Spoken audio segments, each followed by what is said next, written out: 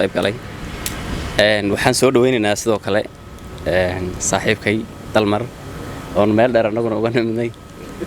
habeenkaas showgu waa shidan yahay meesha dad waaweyn baa isku arkay magaaladu waxay kulmisay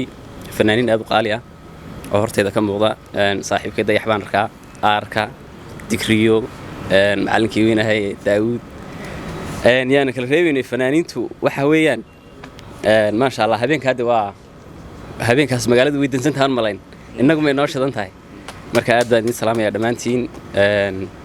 saaxiibka dalmar waxaan leeyahay caasimada ku soo dhawow socodkiisuna halkan ma noqonayo socodkiisa lugta badinaya insha Allah waynu habeenka December 31 December iyo Sahal Hotel dawaka tigidhada waa naga diyaar insha Allah tigidhada waxa inoo sheegi doona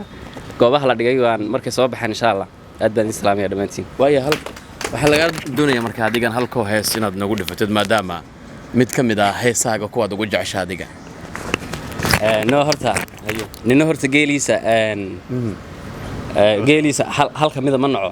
marka anu heesaagu ii sameeyeen kamandera ninege waxaan ahay qof dhiigiyo ruuxaaga raaceen